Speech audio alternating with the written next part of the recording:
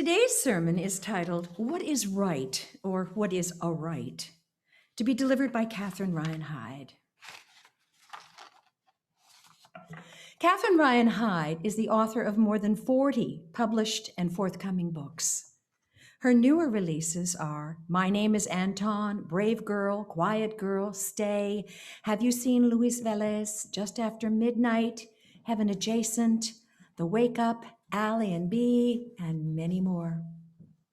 Forthcoming are Seven Perfect Things and Boy Underground. Other novels include When We Were Older, Where We Belong, Don't Let Me Go, Secondhand Heart, Jumpstart the World, Becoming Chloe, Love in the Present Tense, and many more. Catherine is the author with publishing industry and blog co-author with publishing industry blogger Ann R. Allen of How to Be a Writer in the E-Age, a Self-Help Guide. Her best-selling 1999 novel, Pay It Forward, was made into a major Warner Brothers motion picture.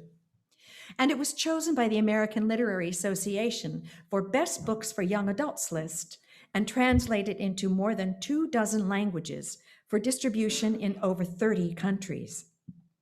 Simon & Schuster released a special 15th anniversary edition in December of 2014. Pay It Forward, Young Readers Edition, an age-appropriate edited edition of the original novel, was released by Simon & Schuster in August of 2014. It is suitable for children as young as 8. Her newer novels, such as Take Me With You, When I Found You, Leaving Blythe River, Say Goodbye for Now, and more, have been translated into 14 languages and achieved Kindle bestseller status in Germany, France, Italy, and Spain. She is the founder and former president, 2000 to 2009, of the Pay It Forward Foundation. As a professional public speaker, she has addressed the National Conference on Education, twice spoken at Cornell University, met with AmeriCorps members at the White House, and shared a dais with Bill Clinton. Ladies and gentlemen, please welcome Catherine Ryan Hyde.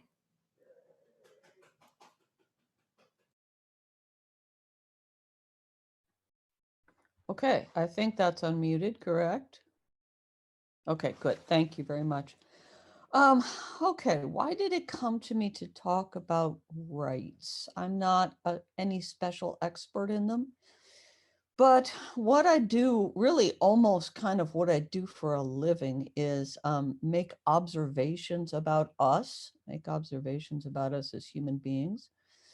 And it has been seeming to me that something about our perception of rights has been going very wrong. And I really mean that as no pun intended.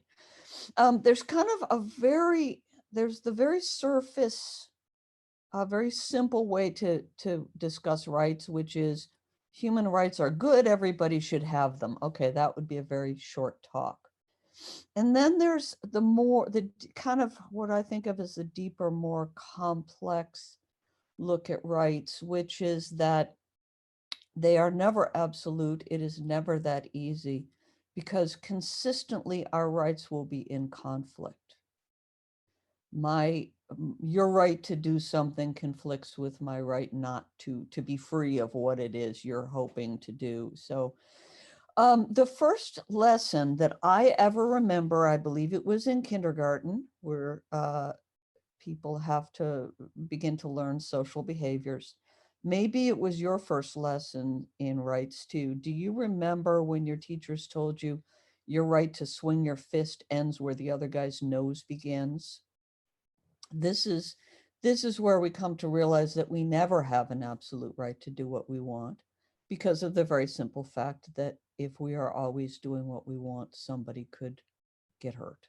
And I think the reason that this has specifically come to my mind lately is because we seem to be having a lot of conflict over whether or not we can tell someone to stay home, and we seem to have a conflict over whether we can tell someone to wear a mask. And so we have the conflict between I should have a right to go someplace, I should be able to choose if I want to wear a mask or not, with the fact that someone else could be hurt by those behaviors. So it is not it is not so recently that I've begun to be curious about this. I've come to moments, I've had moments come into my mind as I sort of thought about this talk, where I was familiar many years before pandemic life came down on us, that either that people have, I don't know if I want to say people have trouble understanding rights in conflict, or if I simply want to say that I feel people having the tendency to understand their right better than they understand their neighbor's right. Um, a couple times it's come up. One of them is a few other authors and I have a group on Facebook called Readers Coffee House. It has something like 15,000 members now, which means you're going to have some mediating of behavior. And we decided very early on that we were going to be a positive only book group. Mostly because we have a lot of authors who come to the page, and we didn't want it to be a place where they read negative assessments of their book. So we simply asked that if you like a book, talk about it on there. And if you don't like about it, there are certainly lots of places on Facebook and elsewhere that you can talk about it. Quite predictably, every couple of months, if we remove a comment from someone who had something negative to say about a book, they will crop up and say that we have violated their free speech. Um, Free speech is a wonderful thing, but really when you come right down to the Constitution guaranteeing free speech, it really only guarantees that we will not arrest you. And so far we have not arrested anyone on Reader's Coffee House, I'm proud to say. So here's what you know, sometimes it helps to go out and explain your thinking on the group. So this was maybe 6 or 7 months ago. So what I said to explain it is, I talked about the fact that I am a recovering person. I don't drink alcohol. I don't use drugs. Some people who are recovering will serve alcohol in their homes. I don't. I don't. I've made a decision a long time ago that my home is a drug and alcohol free zone. That's the way I want it. I don't need the world to be a drug and alcohol free zone, but I want my home to be, which is convenient because my home is pretty much the only part of the world that I actually do get to control. So what I said to the people who felt that their free speech had been violated is I said, do you have a right to have a drink? Yes, of course you do, but not at my house. Um, I mean, I don't know to what extent that clarifies it, but again, I think the problem, and I do think it helps sometimes. You know, like for example, for people who feel that it's wrong to be told that they shouldn't go into a store without a mask, I sometimes mention, how many times have you encountered a sign that said that you can't come into the store without shoes or without a shirt? And it's funny how we accept that. We say, yes, of course, that's a health law. So I think sometimes that clarification is handy, but I think the problem is not so much that people don't understand it, but that we are perhaps in a place in the society where we are more gung-ho on our rights than we are on the rights of the people who might be in conflict. And I will say at this point that I knew I wanted to talk about this, but then I had a little trouble developing out this talk because I thought, well, you can't really just get up there and say, well, something really terrible is happening in this country. It may be true, but that is not a full address to you. So a couple of nights ago when I couldn't sleep, a handful of nights ago, for some reason, what came into my head was the gist of the reading, which of course I had read several times years ago, about the Cherokee and the two wolves and which one you feed. And it became valuable to me. It doesn't on the surface seem to feed into what I'm talking about, but in my mind, it very definitely does, because I think no one would argue with me if I said that we have come to a very divided place in this country. We have come to a place where there's a chasm between what seem to be two different kinds of thinking. And it seems very easy for each group, and it's going on all around us, to simply say that the other group is crazy and the other group is wrong. And somehow we're having trouble bridging that divide. And so what came to me when I thought, okay, so I thought about what the Cherokee says are the evil traits: anger, envy, sorrow, greed, arrogance, self-pity, guilt, resentment, lies, false pride, superiority, and ego. And I thought, well, that's very interesting, because if you look at our national discourse over the last 4 or 5 years, that to me feels like what is being fed at a national level. And so that's when I kind of broke through to an idea that if you accept, which I think is a very reasonable thing to accept, that all of us have those sets of traits in us. All of us have the capacity for great kindness. All of us have the capacity for great anger. That it's not a matter of right people or wrong people. Perhaps, this is just my theory, perhaps it's not a matter of good or bad, stupid or intelligent. Maybe it's more a matter of balance. Maybe we are composed of the same thing we were always composed of, but have been thrown out of balance. Maybe the rise of social media has created a situation where there can be a very coordinated feeding of certain traits in people, which was which is something new for us to cope with. I mean, we didn't used to have social media.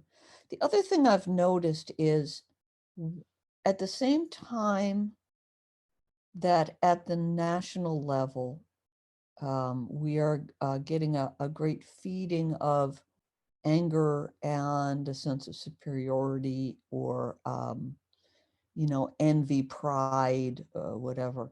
At the same time, I've noticed that the people who are not receptive to that message, like, I spend a fair amount of time on Twitter. I have cut way down, because I want to be a sane person as much as is reasonably possible.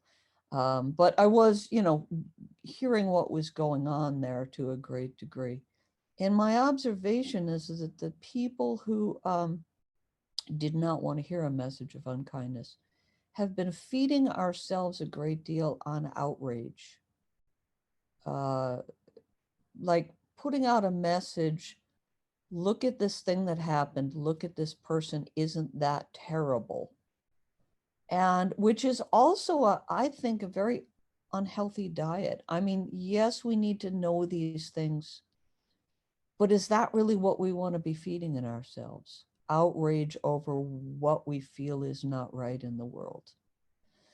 So on both sides, it seems to me, and I hate to say both sides, but we're kind of in a place where there's a both sides going on. On both sides, I feel you have a great feeding of anger. And not surprisingly, it has come to a place where anger pretty much just exploded in the past month or two. And the whole country just kind of came to a flashpoint. One thing that is optimistic about all this, I read an article several months ago, by a bunch of, I think it was psychiatrists and or psychologists, about how some of the the narcissism that has been fed out into the national consciousness is very contagious, that it has a contagion to it, a contagious quality, which I actually took as a very positive concept, because it seemed to me that that meant that if calmer heads could begin to prevail, like for example, in the last, 2 or 3 weeks, it seems like most of the messages have been fairly calm. And I do think we have come down from that flashpoint to a great degree. So it leads one to believe that if the national discourse can turn to more calm, more sanity, more compassion, that perhaps that will also have its own level of contagion. Um, so I guess the question then is, um,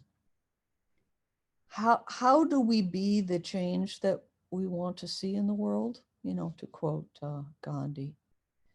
Because to a great degree, we don't get to set the national discourse, except to the extent that we do in our own little tiny individual ways. Like, for example, we voted for what we thought was the best national message. We may not control the fact that social media feeds a particular wolf in a population, but we certainly control what we put on social media. And I've been making a special effort to put out messages, not necessarily unrelated to what's going on, but more on the positive side of what's going on.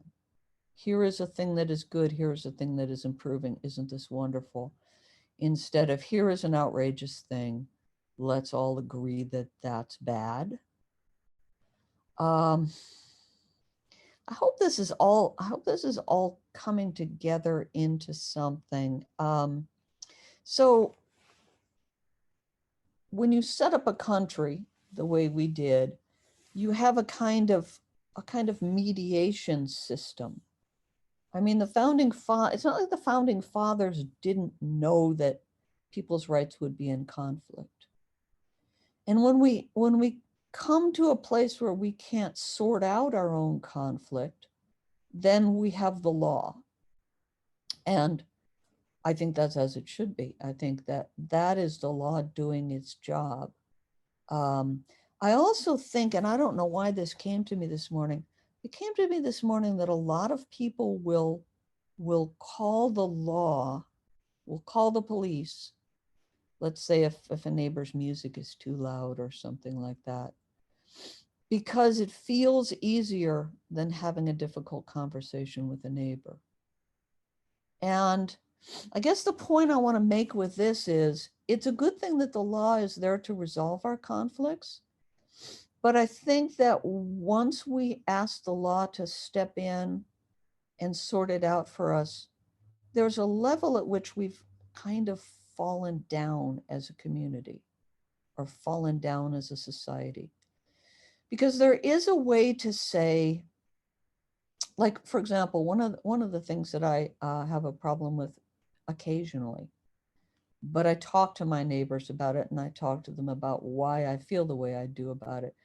Being a person who does astrophotography in my yard, it is very troublesome for me if a neighbor wants to flood the neighborhood with light. It just completely destroys what I'm doing. So one thing I did was went over, talked to a neighbor about the lights in front of their garage, told them what it was I was doing in the backyard, and then came to them and brought them the photograph that I was able to take when they turned the lights out, so that they could see what a beautiful thing came out of the darkness that they were kind enough to provide. So I think there's like a moment when we say, it should be my right to do this. And if only we could extend it to, yes, and also, how does that affect other people? Yes, and how do my neighbors feel about that? is this a danger? Is this an inconvenience? Is this whatever? I think there's a moment when we can bring our empathy into play. I've mentioned before when I spoke in front of you that I feel like we're going through a crisis in empathy in this country. And I don't even so world, I guess world. And I don't even really so much mean that people don't care. I wonder if it's that people are having trouble with their imagination, having trouble picturing, imagining life from somebody else's point of view. So wonderful that we have a constitution, wonderful that the police are there to call if there's no other way to resolve a conflict. But I just feel like if we could be aware of everybody's rights instead of so vehemently championing our own, so much of this could be worked out between us, strengthening our society. So my goal at this point is to think of people not as bad or wrong or stupid, but as out of balance inside. And so basically what I can do is I can rebalance myself, which I needed some rebalancing. Put that out into the world in my very small way, being the change that I want to see in the world. I think that that's something that we can do on the level of small communities, such as the Unitarian Universalist community, which is always going to be head and shoulders above community at large, because that's what the UU community is. It's about, kindness and community and whatever. We can do it at the level of Cambria, which is a small enough town that it will get around that people are being more respectful of each other and doing good things. And I think in our yes, there's a level at which we're helpless over the national discourse. On the other hand, collectively, we are the national discourse. So like I say, it's a tough subject, and it's not something that I'm meaning to lecture on so much as maybe open up people's thinking about.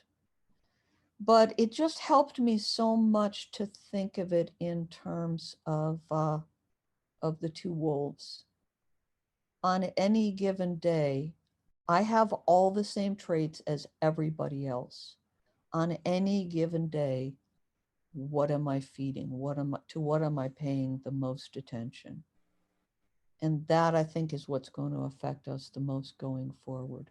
I think that might be a little bit on the short end as talks go, but I am going to stay and would love to talk back and forth with people. And so at this point, I think I'm just going to wrap up and thank you for consistently wanting me to be here and flap my jaw about something. It's just something wildly different every time, but I really appreciate the fact that you're interested. So thank you very much.